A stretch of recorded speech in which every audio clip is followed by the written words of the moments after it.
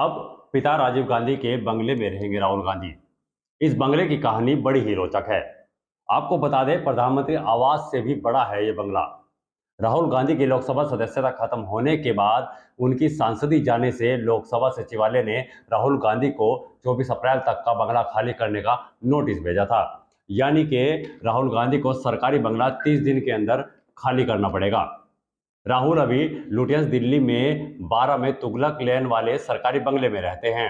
2004 में अमेठी से पहली बार सांसद बनने पर 2005 में उन्हें यह बंगला अलॉट किया गया था। राहुल गांधी ने इसी साल 26 फरवरी को कांग्रेस के 85 अधिवेशन में बताया था कि मेरे पास कोई घर नहीं है। ऐसे में सवाल उठने शुरू हो गए थे कि राहुल गांधी अब कहां रहेंगे। बंगला खाली करने के नोटिस के बाद 28 मार्च यानी मंगलवार को राहुल गांधी ने अपने जवाब में कहा, मैं 4 बार का लोकसभा सांसद चुना गया हूं। यह लोगों का जनादेश है। मैं उन लोगों का शुक्रगुजार हूं। मेरी इस घर से कई अच्छी यादें जुड़ी हुई हैं। मैं नोटिस दिए गए आदेशों का पालन जरूर करूंगा। लोकसभा की हाउसिंग कमेटी चाहे तो किसी भी सांसद की सांसदी खत्म हो जाए या फिर मंत्री पद छिन जाने पर सरकारी बंगले में रहने की अनुमति दे सकती है। इसके लिए सरकारी बंगले में रहने वाले शख्स को बाजार के रेट के हिसाब से किराया चुकाना होता है। लेकिन राहुल गांधी ने बंगले में रहने के लिए कोई समय नहीं मांगा। आपको बता दें, 46 साल पहले भी इंदिरा गांधी को भी अपने सरकारी आवास को छोड़ना पड़ा था। साल 1970 की बात है, जब इंदिरा गांधी यूपी की रायबरेली लोकसभा सीट से चुनाव हार गई थी। उस वक्त मोरारजी देसाई के नेतृत्व में जनता पार्टी की सरकार बनी थी। जनता सरकार इसी बीच इंदिरा गांधी को दिल्ली स्थित सफदरगंज रोड वाला बंगला खाली करने को कह देती है। उस वक्त इंदिरा गांधी के पास अपना कोई घर नहीं था।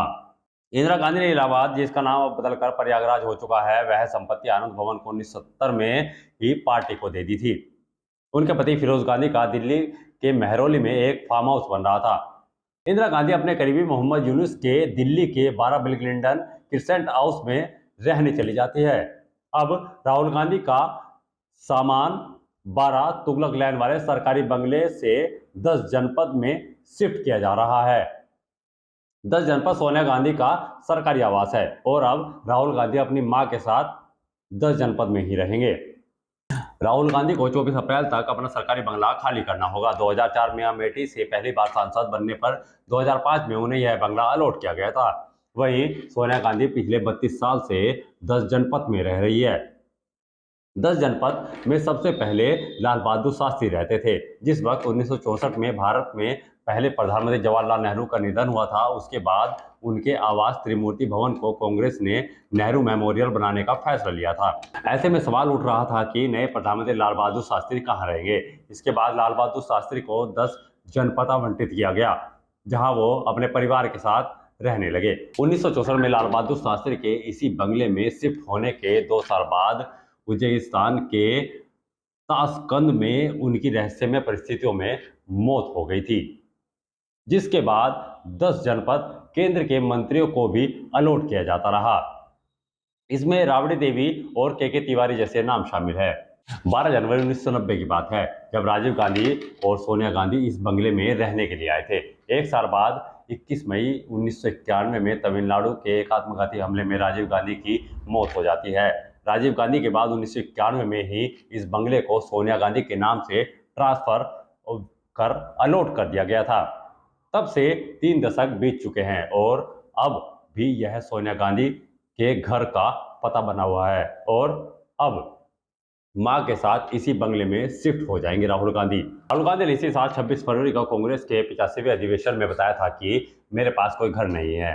राहुल अभी लुटियंस दिल्ली के 12 तुगलक लैन वाले सरकारी बंगले में रहते हैं। 2004 में अमेठी से पहली बार सांसद बनने पर 2005 में उन्हें यह बंगला अलॉट किया गया था। राहुल गांधी की लोकसभा सदस्यता खत्म हो गई है। सांसद जाने से अब उन्हें सरकारी बंगला भी खाली करना होगा।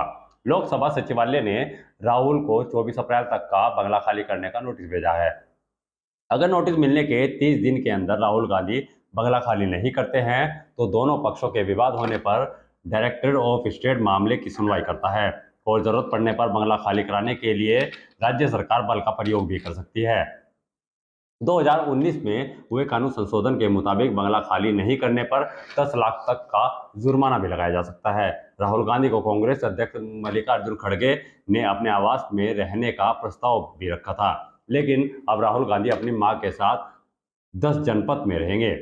सवाल यह भी उठ रहा है कि क्या राहुल गांधी के पास अपना कोई घर नहीं है। 2019 के लोकसभा चुनाव के दौरान राहुल गांधी ने जो एफिडेविट जमा किया था, उसमें राहुल गांधी ने बताया था कि दिल्ली के महरौली में सुल्तानपुर में 2.346 एकड़ की कृषि जमीन विरासत में मिली थी, जिसकी कीमत 1,32,00,000 रुपए है और इसमें प्रियंका गांधी आधी की हिस्सेदार है। सर्किल रेट के हिसाब से प्रति एकड़ इसकी कीमत 53 लाख रुपए है। इसमें एक फार्म हाउस बना है जिसकी कीमत 16 लाख रुपए है, यानी कि राहुल गांधी के पास सिर्फ यही संपत्ति है और इसलिए राहुल गांधी अपनी मां के पास 10 जनपद में रहने जा रहे हैं। इस वीडियो में इतना ही। आपने न्यूज़ 14 टुडे को अभी तक सब्सक्राइब नहीं किया तो तुरंत सब्सक्राइब कर लीजिए, बेल आइकन जरूर दबाइए और कमेंट कर बताइए हमारा यह वीडियो आपको कैसा लगा।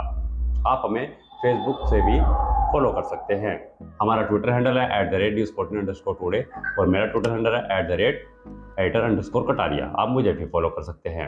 आपको ये खबर कैसी लगी हमें कमेंट सेक्शन में जरूर बताएं। अगर आप ये खबर फेसबुक पर देख रहे हैं तो वीडियो को लाइक करके पेज को फॉलो करें। इसके अलावा अगर आप इस खबर से यूट्यूब के जरिए जुड़े हैं तो चैनल को सब्सक्राइब करके बेल आइकन दबाना बिल्कुल ना भूलें। नमस्कार।